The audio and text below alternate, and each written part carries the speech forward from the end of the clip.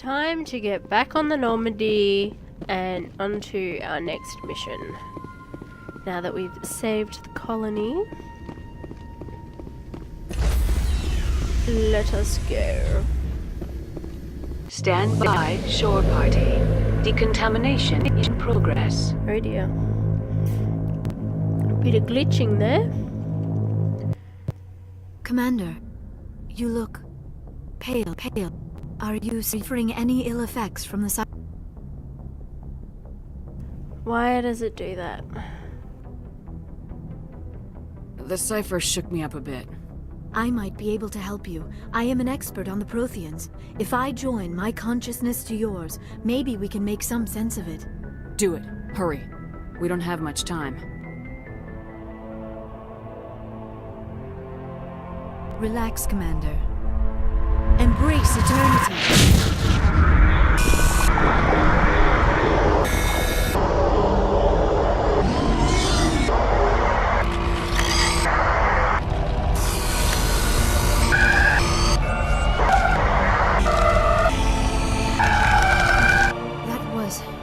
Incredible. All this time, all my research, yet I never dreamed. I am sorry. The images were so vivid. I never imagined the experience would be so intense. You are remarkably strong-willed, Commander. What you have been through, what you have seen, would have destroyed a lesser mind. Did you see anything? The beacon on Eden Prime must have been badly damaged. Large parts of the vision are missing. The data transferred into the commander's mind is incomplete. You sure you didn't come across any kind of clue or hint? Something we might have missed? Everything I saw you already know. You were right about the Reapers. The Protheans were destroyed by a race of sentient machines. I think it is obvious there is a connection between the Reapers, the Prothean extinction, and the Conduit, but I did not see anything that would help us find it. What's our next move? I was able to interpret the data relayed through your vision, what was there at least, but something was missing. Saren must have the missing information. Maybe he found another beacon. If we can find the missing data from your vision, I can... I am sorry. The joining is exhausting. I should go to the medical bay and lie down for a moment. Dr. Chalkwash should take a look at you. That will not be necessary. I just need some rest. Somewhere quiet. We're done here. Dismissed. I've sent off the Pharos report, Commander. You want me to patch you through to the Council? Don't bother. Aye, ma'am. Feckin' Council. Let's see if we can have some conversations with some peeps.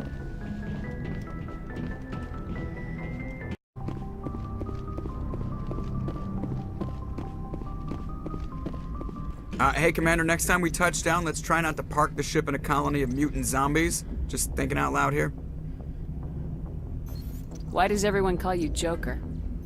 It's a lot shorter than saying Alliance Flight Lieutenant Jeff Moreau. Plus, I love to make little children laugh. I was just thinking how much you remind me of Santa Claus. Look, I didn't pick the name. One of the instructors in flight school used to bug me about never smiling. She started calling me Joker, and it stuck.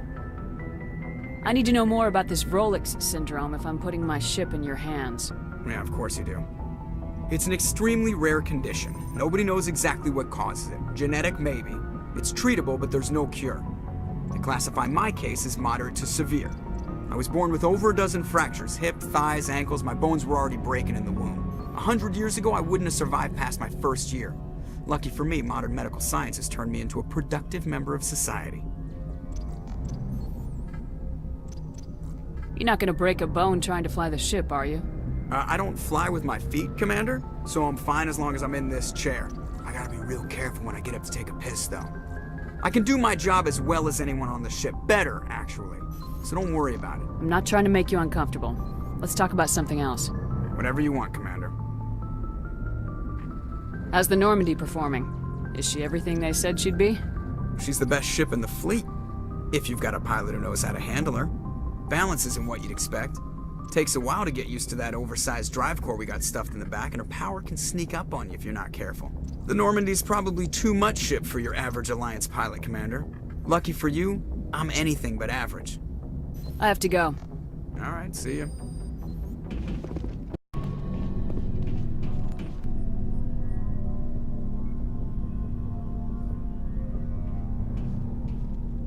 Do you have some time to talk now, Commander? Of course. Have a seat.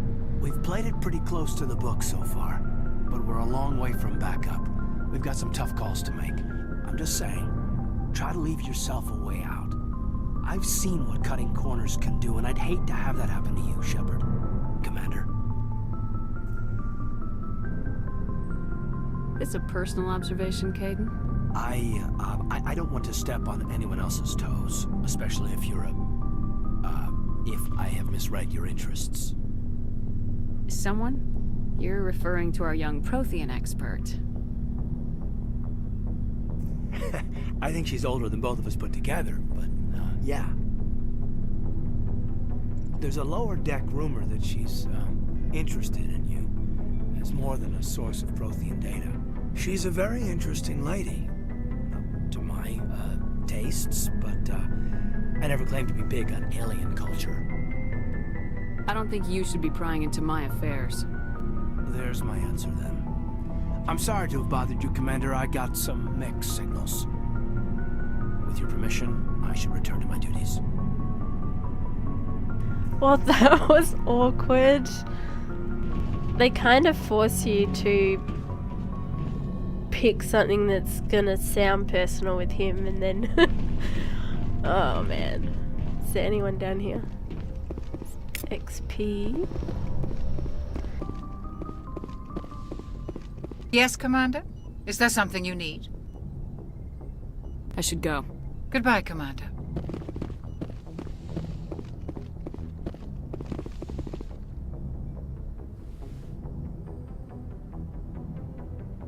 Commander, are you coming to check up on me?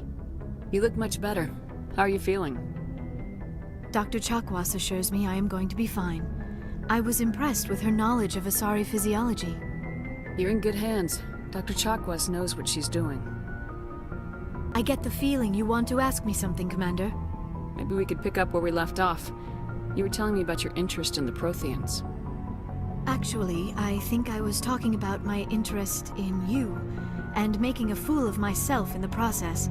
As I said, I am not used to dealing with people, especially humans.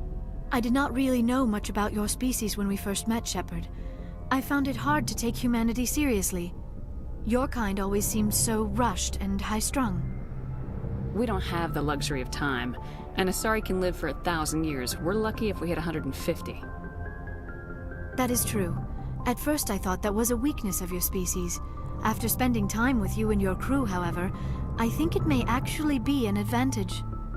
You humans are creatures of action. You pursue your goals with an almost indomitable determination. It is an admirable trait, but also an intimidating one.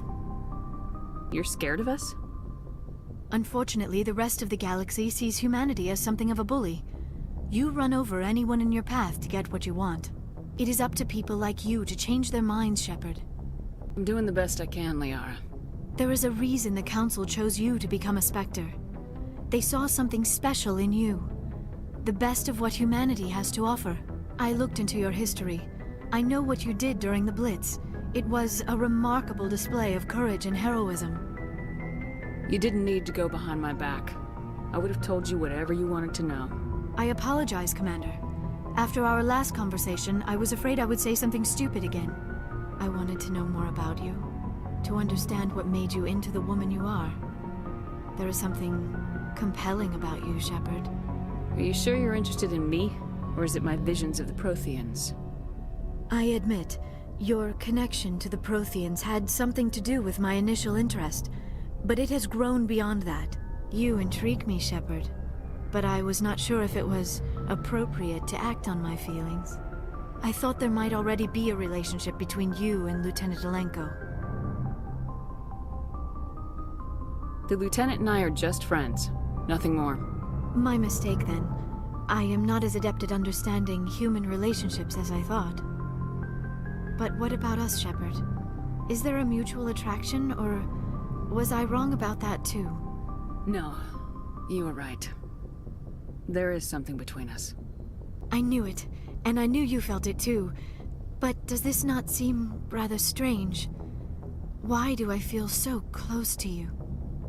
We have only known each other a short time. We are from two different species. We have almost nothing in common. This makes no sense. These things never make sense. They just happen and we get swept up in the storm. You make it sound so chaotic, so dangerous. I'll keep you safe. I am not looking for a protector. This is all a bit overwhelming. I am not used to this. You. I need some time. Take all the time you need, Liara. I'll be here. Thank you, Shepard. Let's just talk about something else for now. I should go. Goodbye, Shepard. She is so adorable.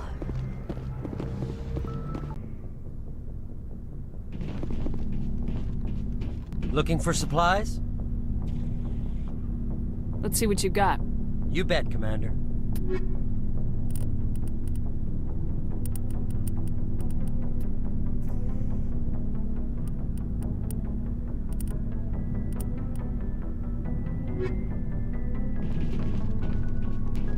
Commander, good to see you.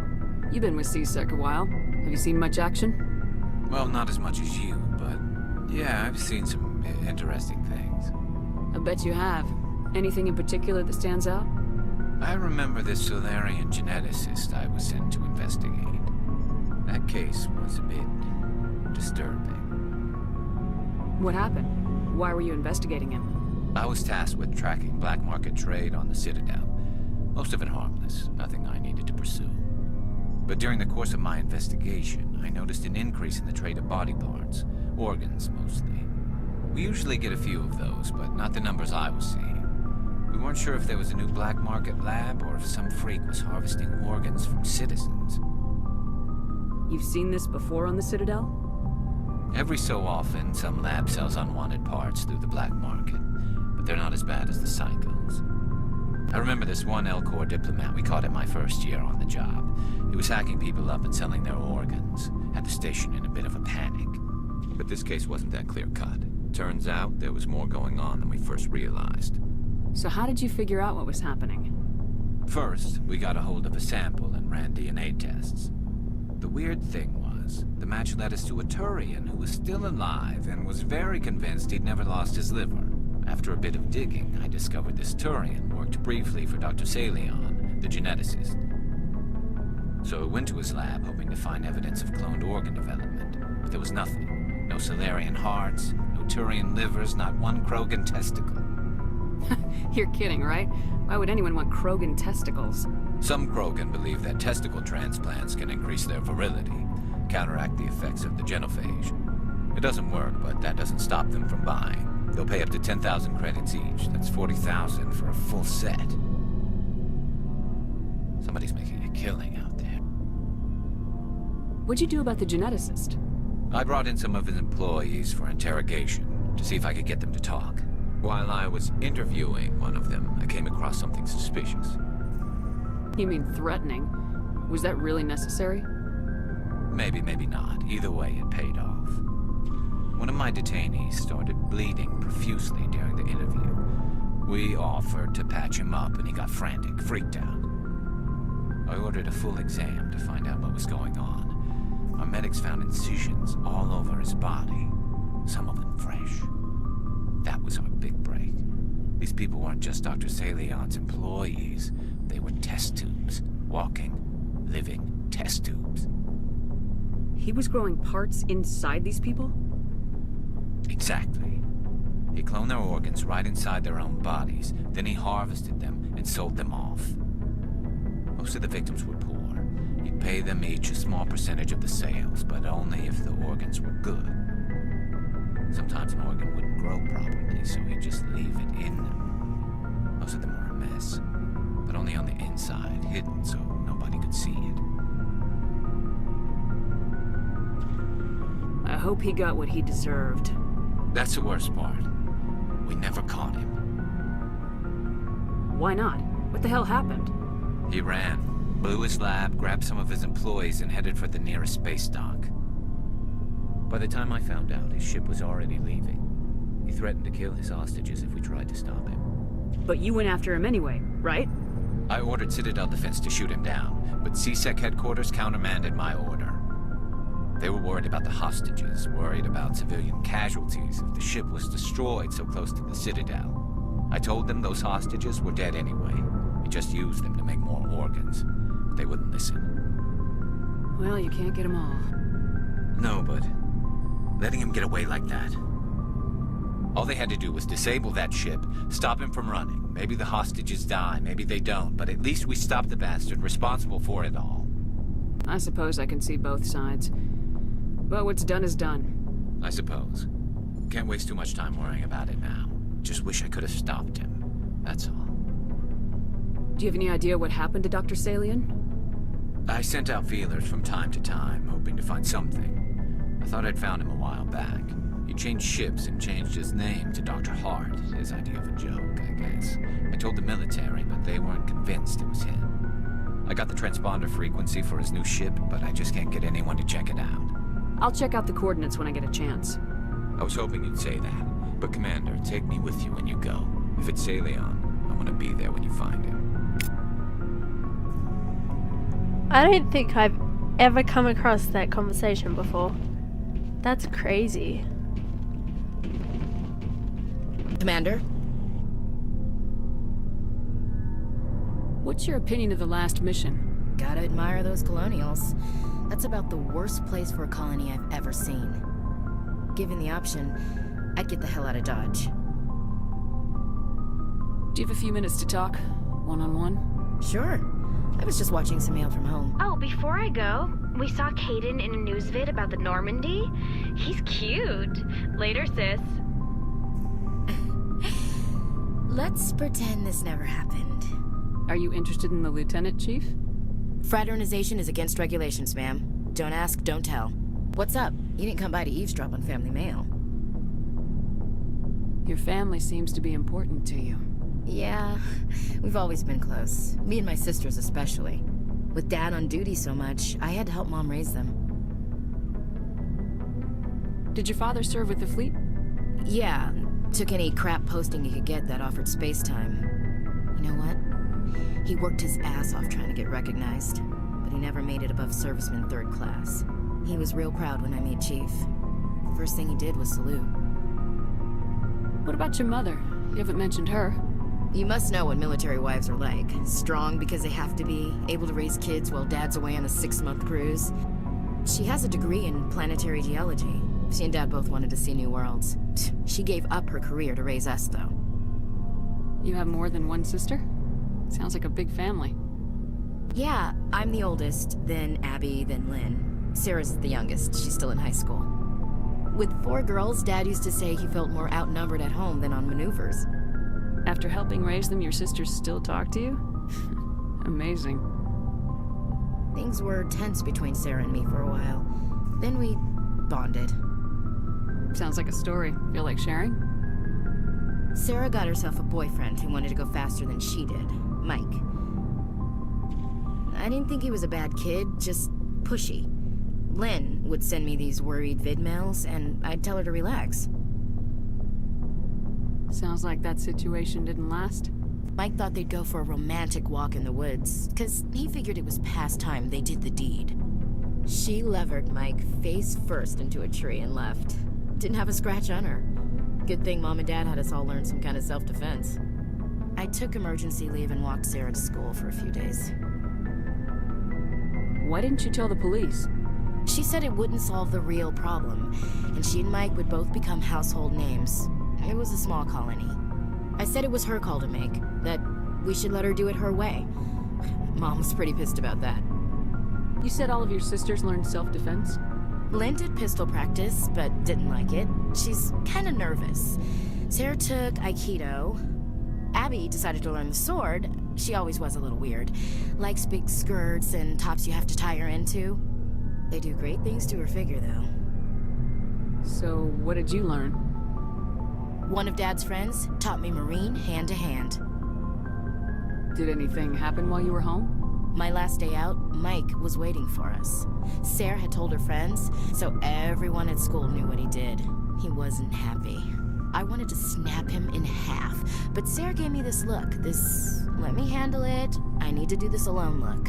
She kept her cool, God bless her, as he screamed in her face. She just let him vent. Then he tried to punch her. I swear, she just flowed around him. Next thing I knew, he's face down on the sidewalk, and there's blood everywhere. That's unbelievable. Sarah must be as good as you. Better. I'm more or less a straight-up puncher. When he swung, she wasn't there anymore, and he fell. She helped him stop the bleeding and had me call an ambulance. She told the paramedics he fell. Before they took him to the hospital, Mike touched Sarah's arm. I thought he was gonna end up on the ground again. But he hung his head, whispered, "I'm sorry," and started crying. And she hugged him. The Williams women are a decisive bunch, Commander. We do things when we're ready. Not before, not after. Your sister's something else. But you didn't mention your father at all. Was he on deployment? Dad always wanted to serve in space, but he wanted us to have real ground under our feet. He'd say, space is beautiful, but you can't raise a family there. I cannot rest from travel. I will drink life to the lees. All times I've enjoyed greatly, have suffered greatly, both with those that loved me and alone. For always roaming with a hungry heart, much have I seen and known, cities of men and manners, climates, councils, governments. I never thought I'd hear you reciting poetry. Just because I can drill you between the eyes at 100 meters doesn't mean I can't like sensitive stuff. Just don't spread it around. Ulysses was my dad's favorite poem. Every time he shipped out, he recorded me reading it. He had a dozen versions when he retired. Does he still like it? I sure hope so. I read it to his grave every time I go home. Dad passed on a few years back. He's probably still watching, though. You mean from wherever we go after death? Dead on, Skipper. He's with God now. That's not a problem with you, is it? That I believe in God? Your beliefs are your business. I'm your commanding officer, not your moral compass. I appreciate that, Skipper. I should get back to my duties. Didn't mean to take up so much of your time. Dismissed, Chief. Ma'am? I'm kinda liking her more and more. Alright, I think... Wait a minute, where's Rex? Oh, there he is. What do you want, Shepard? Why did you become a mercenary? Lots of reasons. Such as? Such as, I needed to get out of our system. I needed to eat. I needed to survive. Why not stay and help your people? I tried to help. That's why I had to leave. What happened? I was betrayed. I was head of a small tribe. We were trying to restore order after the war, but the other tribes were against us. They followed Jared, one of the few warlords who survived the war with the Turians. But he was old, and so were his ideas.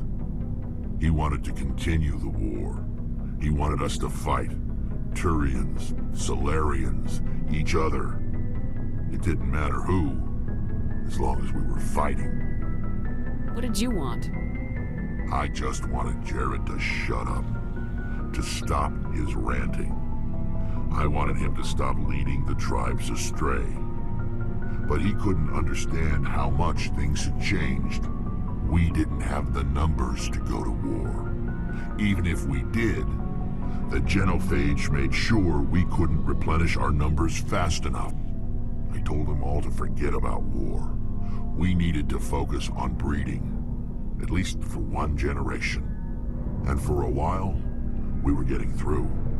Some of the tribes started coming around. I take it the warlord didn't appreciate that. No, he didn't. He arranged a crush with the tribes, a meeting on neutral ground. He wanted to talk. We met at the Hollows, near the graves of our ancestors. The skulls of our dead laid bare to remind us where we come from and where we all go. It's as sacred as any Krogan place can be. Violence is forbidden. Sounds like a trap to me. You must have suspected as much. I did. But when your father invites you to a crush, well, there are some laws that even we hold sacred. Jared was your father? He was. Until that day. We talked, but we didn't get anywhere. When it was clear that I wouldn't join him, he gave the signal.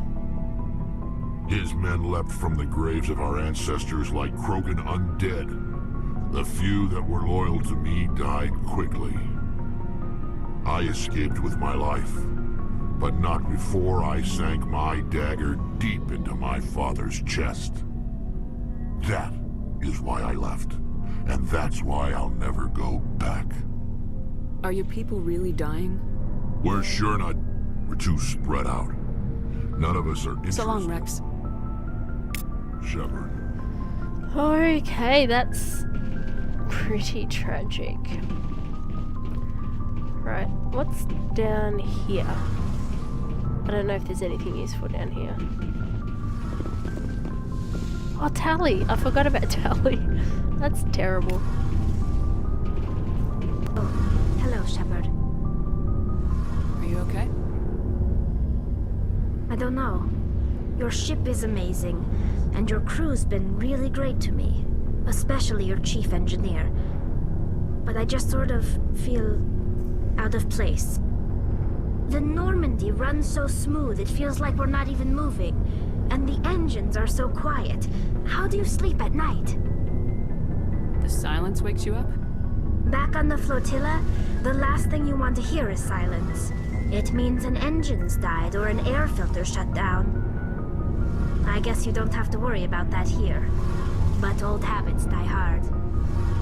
But it's more than just the silence. This ship feels so empty. It's like half the crew is missing. Back home, I couldn't wait to go on my pilgrimage. I couldn't wait to get away from the crowds. Now that I'm out here, I kind of miss them. Sometimes we don't appreciate what we have till it's gone. That's true. I'm starting to wonder if that's what the pilgrimage is really about. It's given me a whole new perspective on my people and our culture. You know, there's always a few who go on their pilgrimages and never return. I always assumed something bad happened to them. But maybe they just wanted a different life. You do plan to return to the migrant fleet, right? I could never abandon my people, Shepard. I will go back eventually. But we have to stop Saren first. Otherwise, I might not have a home to go back to. I should go. See you later. Alright, I think it's time that we resume our mission.